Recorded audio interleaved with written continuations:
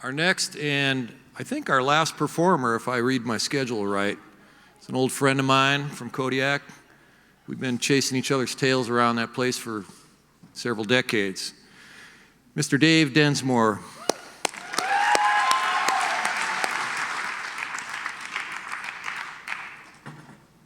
Well, good evening again.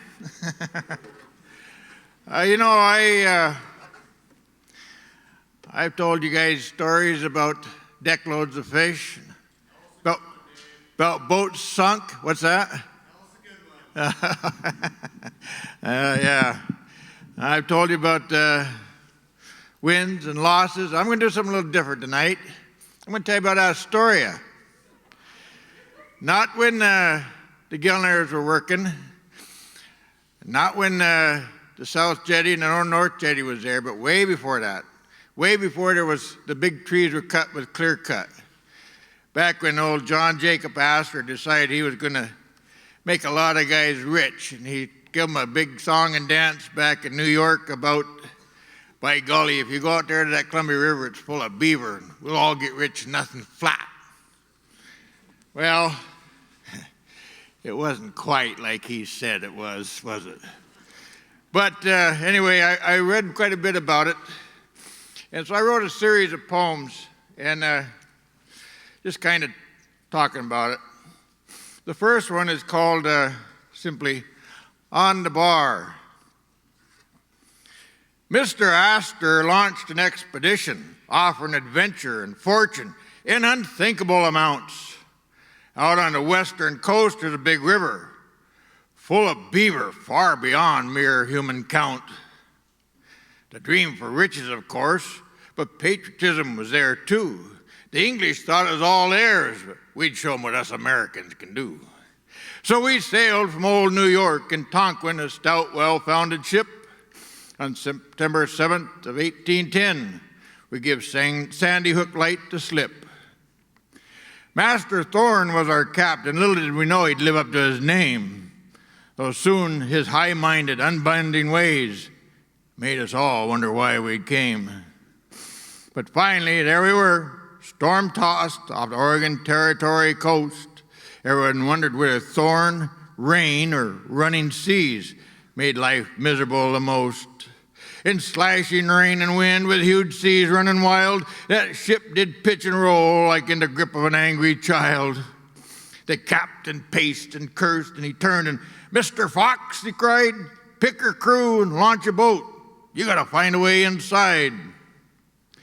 Now, Mr. Fox was a righteous man. He treated everyone fair and square, but though he was a sailor born, he knew he hadn't a prayer out there.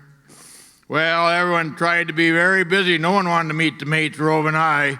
It was so hellish rough, made no sense to even make a try. But orders are orders, so over the side that little boat went. 6 good men scrambled aboard, and to the oars they bent. On top of a mountain they'd be seen, and down the valley they'd disappear. That little craft shearing and turning as we all watched in helpless fear. We'd comforted adventure and glory and whatever riches lay in store. Yet here we were, in fear of dying off that hostile, cursed, rain-swept shore. Well, that brave little boat went, barely seen through driving rain and racing seas. More than one watching man dropped quietly to his knees. But the ship's a demanding mistress and the captain her right hand. So we again turned to serve, needing each and every man. We wore around and tacked offshore, fighting for sea room in which to wait, while the mate and his little crew searched for the big river's elusive gate. Up and down there offshore, we sailed her forth and back, till finally, to our relief, the captain ordered an onshore tack. While we crisscrossed the spot, we dropped them off, but they were not yet there. As all eyes streamed through the gloom, many a man offered a silent prayer. We tacked offshore and back again, but still no small boat in sight. Finally, the captain held an offshore course, fearing land in the coming night. Next day, Mr. Mumford took the longboat in, but the huge breakers had them rowing for their lives. The fear drove and slashed down like old whalers flinching knives. The next night the wind started to drop, as did those cresting seas, and with daylight came a fine clear day, as if in answer to our pleas. Inshore we ran, hoping for our mates, but no boat ever hove in sight. So we pushed ahead. We could see the way in that fine, clear, rainless light. Across the bar we rode the flood into this river looking like a bay. Though all eyes strained, we caught nary a glimpse of our friends throughout the day. With heavy hearts we searched far and wide, but never a trace was found. How bitter to be this close to glory, only to be so needlessly, foolishly drowned.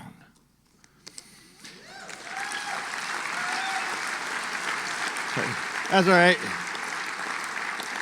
But I've thought about that. I spent most of my life in skiffs and small boats and Aleutians and down here and around, and I've seen some big waves, and I saw a couple I didn't think I was going to get through, but so far, so good. But those guys didn't make it. But I thought what it must have been like. A lot of the people that came on Tonquin they were storekeepers, and they were bookkeepers, and they were businessmen coming for a chance at glory, and it was supposed to be easy pickings. That's what they were told, just like the Klondike Gold Rush. Just go up and pick up the nuggets. That wasn't quite that way. And Thorne was short-handed with able-bodied seamen, so when he sent Fox in, who was his first mate, they had to, he didn't necessarily take seamen with him. And the irony of the whole thing is a year earlier, Fox's uncle had drowned trying to find a way into the Columbia River bar. But anyway, this is in that little boat, simply called In the Boat. We've been ordered into this little boat to find this giant river's mouth, but see the waves crash against the cliffs. Oh, how they roar and spout. Oh, God, I've never been so scared. What on earth are we doing here? Everyone is rowing hard, propelled by total fear. The captain must be mad. I'm not a seaman's life. Please, God, I just want to go home to my babies and my wife. This little boat's almost gone end over end as those huge waves fling it spinning around. And the noise, I can't even think for the roar of waves and the wind's shrieking sound. You can have the furs and whatever gold. I don't belong in this little pitching boat. I'm trying to pull my oar, but this little thing can't possibly, in these seas, remain afloat. Look at the mates, so grim-faced, and beside me, Billy's looking awful pale. I bet they too wish they were back home, down in a friendly pint of ale. Poor Mr. Fox must be scared to death. Seems a nightmare he's been caught. His uncle drowned right here, on this very same spot. He's the first mate and an able seaman, a good man and a friend to all. Like me, he didn't reckon his man such as Thorne when he answered Mr. Astor's siren call. Why, I'm just a clerk. Numbers and ciphers are my life. That, my little home, my babies, my wife.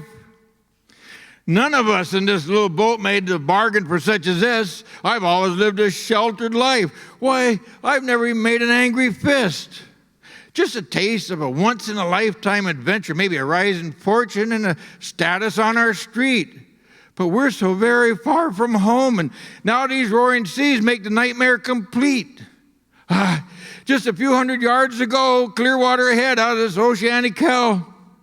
Oh, sweet Lord, we're doomed. Look at the size of that breaking swell.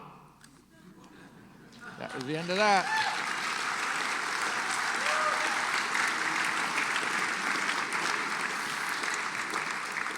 But I'm Captain Thorne of the good ship Tonquin I hold command. I've been Navy trained right from boyhood to man. Now here in this civilian world, stuck hauling passengers who refuse to comprehend.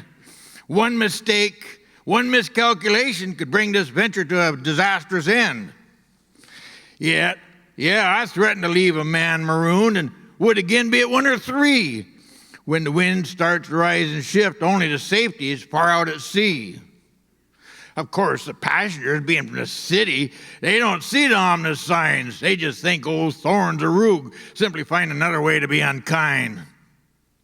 But the ship must always come first. I will see her safely through.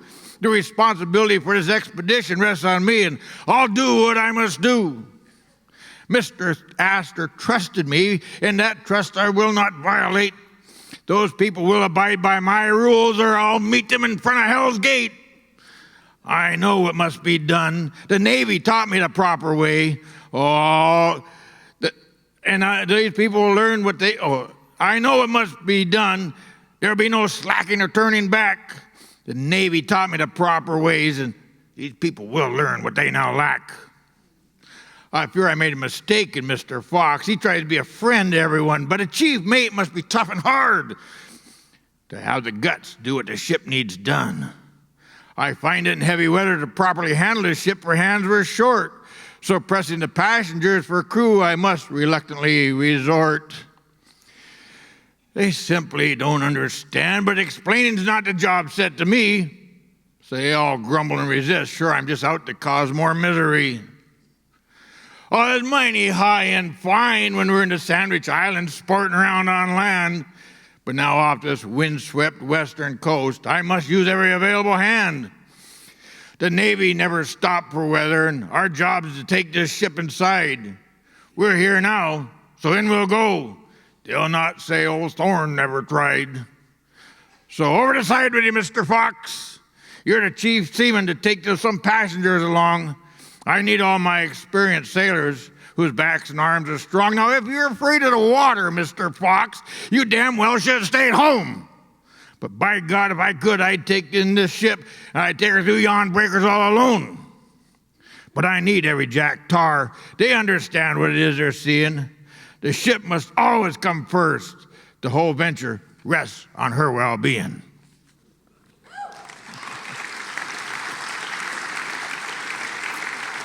Well,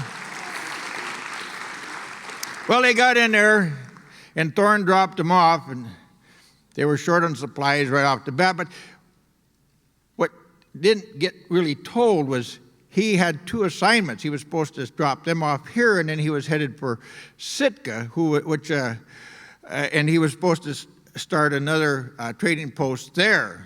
Well, he didn't make it because he stopped up in Vancouver Island and got mad at the quality of the furs the chief tried to give him and slapped him, and the guy blew the ship up. But that's neither here nor there. We're talking about Astoria. So this one is simply West Coast rain. I think everybody's getting kind of familiar with that. Rain, cold, driving, damnable rain. Just won't ever seem to stop. Can't get warm. Can't get dry. Whole camp's awash in muddy slop. My clothes seem to rot on my back. Buckskin waterlogged and heavier grow. The whole damn world's drowning in rain. There's just no dry place to go. Mr. Astor sent us here with promises of wealth and glory. But this is not what I expected. I wake up every morning feeling sorry. Big river full of beaver. Just throw up some cabins and start to trade. Simple, easy, nothing to it. Quickly, all our fortunes will be made. Well, I'd like to see Mr. Astor here. I bet he'd see things in a different way. I doubt even he'd like it over much, though I heard he too had his day. And mean old Captain Thorne didn't leave us much. Already we're short on supplies. Clothes are tattered. Food is bad. Can't see any good no matter how one tries. It took a year just to get here. Will we ever see old New York again so very far away? Whatever made me think I was an adventurer? Why I ever left home, I just can't say.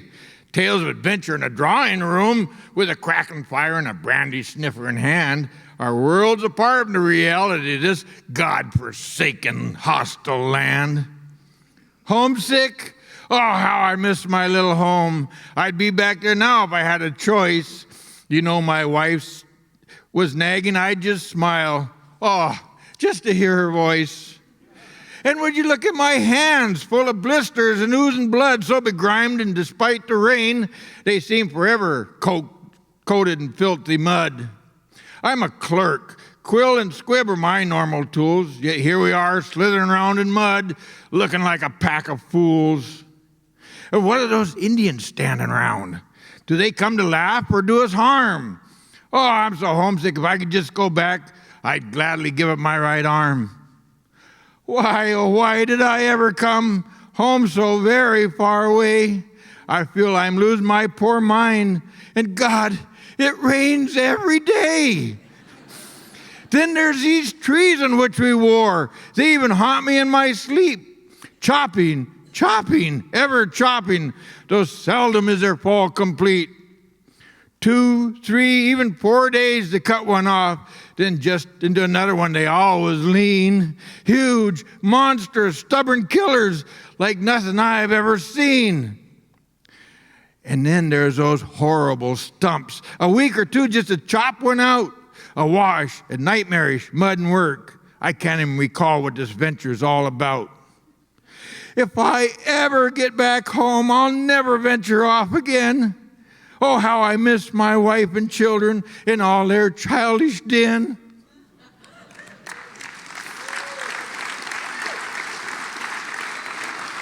But, did I say it already?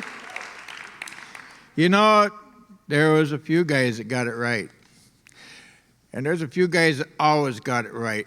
It started a long time ago, and it come all across the West and here as well. And I don't know, this is really paying tribute to a very special woman as far as I'm concerned. It's simply called Squaw Man. Well, the boys call me Squaw Man. They snicker, laugh, and sneer, but they all shiver in wet blankets. Well, I'm doing fine laying here. Sure, I went to a native woman, but she makes life warm and sweet. Here I'm happy as can be, even if she brings strange things to eat. Her father seems to like me. He's welcomed me into his lodge. He tells me which tribes are friendly and which ones I should dodge. I've been hunting with her brothers. Boy, those guys are canny in the woods. You should see her smile when I bring home the goods. Laying here in this warm lodge, I think of those scoffers and have to grin. I'm warm, well-fed, and loved. Well, they're wet and cold, preaching about sin. I've come to the conclusion that could get me horsewhipped back home, but you strip away the posturing, we're all the same down to the bone. Food, shelter, love, and respect are really all one needs. Unlike Mr. Astor and those fools downriver, because more seems to be their driving creed. I feel a little flower move beside me. My heart just swells with pride. She's such a gentle nature child. Her wants and feelings she doesn't hide. Just tonight, she patted her belly and pointed with a smile. Dumb old me finally got the message, though it took a little while. How her father would react, I really didn't know. But he just smiled at us gently and gave me his favorite bow. So once more I'll go downriver, but just to collect my gear and shake their hand. I love this big tree country. I'm staying. Besides, I'm about to be a family man. Thank you.